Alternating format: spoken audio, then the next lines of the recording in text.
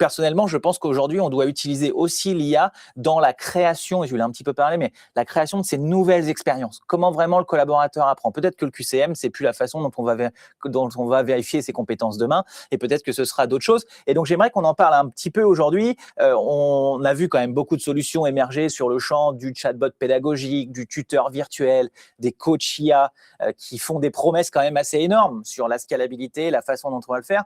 Mais la qualité de l'interaction, j'en ai testé quelques-unes, c'est un sujet qui nous intéresse particulièrement côté Headflex. Ça dépend complètement, finalement la qualité dépend complètement de la façon dont on va prompter, donc on va configurer le prompt qui va se cacher derrière ces IA. Toi, je sais que tu en développes quelques-unes, tu nous as montré un petit peu avec la partie MCP chez Billink. Qu'est-ce que tu constates sur la valeur d'un bon prompt pédagogique ? Alors, plus j'utilise, en particulier dans le contexte de l'intelligence artificielle conversationnelle, c'est-à-dire quand on cherche à recréer un comportement d'humain-humain, mais avec une IA générative, c'est que des profils se dessinent. Donc, évidemment, tout l'enjeu, c'est de bien prompter l'intelligence artificielle pour que le comportement de l'avatar soit celui qu'on recherche. Et finalement, au travers de cette introduction là que tu viens de faire, je vois que finalement les éléments clés de ce grand mouvement sont identifiés, c'est-à-dire qu'ils s'inscrivent bien dans une évolution, une forme d'innovation dans les usages pédagogiques.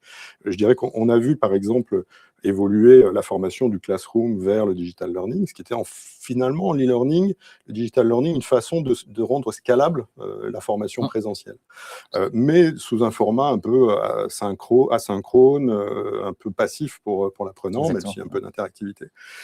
Et là, on assiste à une nouvelle révolution du même type, c'est-à-dire qu'en fait, on est en train de scaler quelque chose, mais ce quelque chose, c'est la relation d'humain à humain, c'est-à-dire la formation de face à face, le coaching, l'instruction, la simulation d'entretien, des choses comme ça.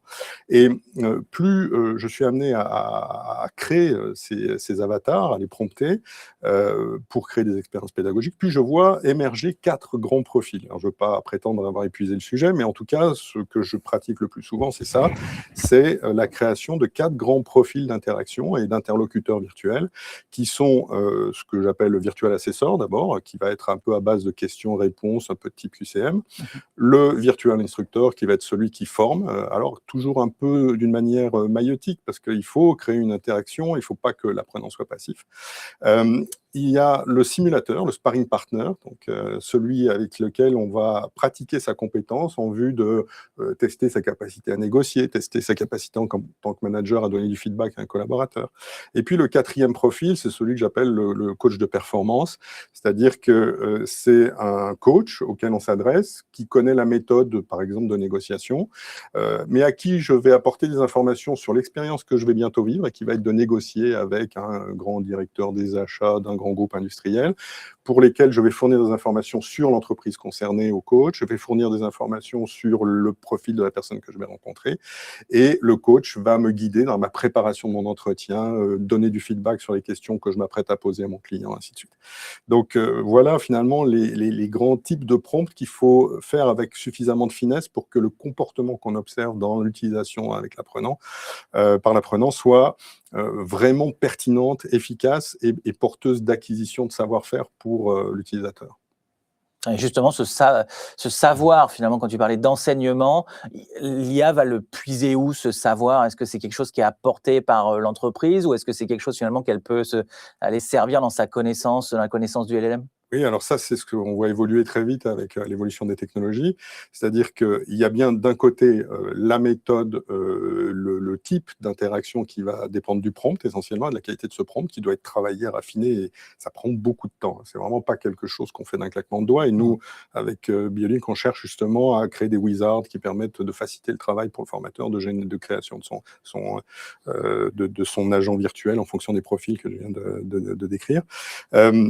Mais pour ce qui est de la connaissance fondamentale, la source de l'information, soit elle est disponible dans l'éventail des connaissances qui ont servi à éduquer les LLM. Donc finalement l'étendue du contenu d'Internet. Soit ça n'est pas le cas, et c'est bien souvent la situation qu'on rencontre dans les groupes industriels, c'est que la connaissance, c'est justement ce qui fait vivre l'organisation, c'est son savoir-faire, sa propriété intellectuelle, et ça, c'est pas disponible sur le web, donc ça n'a pas été appris par les LLM. Et donc, on est amené, grâce à des technologies spécifiques de connexion, là, je parlais tout à l'heure de connecteurs MCP entre un chatbot corporate et le LXP qui contient les contenus de formation, mais il y a des technologies qu'on qualifie de RAG qui permettent d'aller puiser dans un stock d'informations qui est protégé, propre à l'entreprise, et que le LLM va pouvoir aller explorer pour apporter des réponses pertinentes aux apprenants. Et je tiens juste à préciser, parce qu'on parle de RAG. Alors, le RAG, on a compris que c'était cette base d'information dans laquelle le LLM peut l'appuyer, mais pour le MCP, qui est relativement nouveau, hein, donc MCP pour modèle, contexte, protocole, qui est une norme finalement qui apparaît, qui permet à des outils tels que quelques Billing d'aller communiquer avec des LLM et que le LLM puisse aussi communiquer avec cet outil pour prendre des actions finalement. Et c'est vrai que c'est assez excitant quand on en parle, puisque ça ouvre un nouveau champ du potentiel de l'automatisation. Et je tiens à préciser, quand on parle de prompt, on ne parle pas juste de 3 lignes de comment je vais synthétiser mon PowerPoint ou comment je vais analyser. Là, on parle de prompts qui sont des prompts presque dans la forme produit, qui font plusieurs pages, qui sont structurés. Et justement, Prad, puisque le prompt est aujourd'hui, je pense, la compétence qui, si on se place du côté ingénieur, formation, formateur ou développeur de produits, est la plus importante à connaître déjà. Est-ce que tu as des méthodes, tu recommandes à tes clients qui te sollicitent sur comment je peux me faire monter en compétence toute mon entreprise sur cette logique de création de prompt, en tout cas les équipes L&D? Qu'est-ce que tu recommandes comme méthode? Ouais, là-dessus, en fait, aujourd'hui, tu as plein de méthodes qui permettent vraiment de prompter. Il y en a beaucoup. Moi, il y en a un que j'utilise, c'est de Mathieu Cortési, qui a été l'un des premiers à tester, à utiliser ChatGPT en France. Et je pense que vous l'avez tous déjà fait quand vous utilisez Claude, Gemini, vous allez faire « je veux ça » et ça s'arrête à 1 ou 2 lignes. Il y a une méthode que j'aime bien, c'est la méthode ACTIF, donc A-C-T-I-F. Et en gros, et je vous conseille de le tester. Vous commencez déjà par ACTIF, donc le A, ça va être action. Qu'est-ce que je souhaite? Donc voilà, action, je veux telle information. Le A. Le C, ça va être tout simplement le contexte. Je souhaite faire telle chose dans tel contexte, dans le cadre de mes études, dans le cadre de telle formation. Donc vraiment le C de contexte. Le T, c'est tout simplement la tonalité. Est-ce que finalement j'écris à quelqu'un pour du B2B, donc ça va être plutôt professionnel, donc je veux que ça soit un rapport professionnel, ou alors je vais plutôt écrire à un ami, donc ça va être plutôt du tutoiement. Donc voilà, le T de tonalité. Le I, c'est assez important, c'est l'identité. En gros, vous allez voir, les IA vont jouer un rôle. Et donc, je veux que tu sois un expert en marketing, un expert en formation. Donc, vraiment, identité, actif, et du coup, il manque le F qui va être le format. Finalement, qu'est-ce que je souhaite? Est-ce que je souhaite un tableau Excel? Est-ce que je souhaite une présentation PowerPoint? Donc voilà, actif, retenez ça, et voilà, essayez-le et dites-moi ce que vous en pensez. Mais c'est, voilà, il y a plein d'outils, plein de méthodes, mais c'est un des plus efficaces, et surtout, ça vous permet de verrouiller, qu'il n'y ait pas d'hallucination, et d'avoir un résultat quasiment propre. Et après, il faut toujours essayer, réitérer. C'est comme ça que ça fonctionne. Super. Tu enseignes aussi, Prad, sur.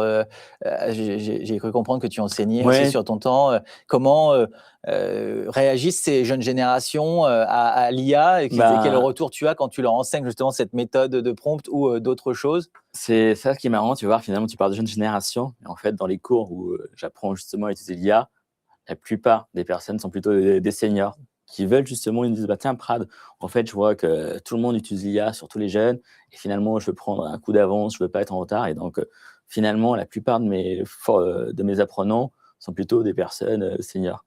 Et surtout parce qu'ils veulent rester dans le coup et de prendre de l'avance.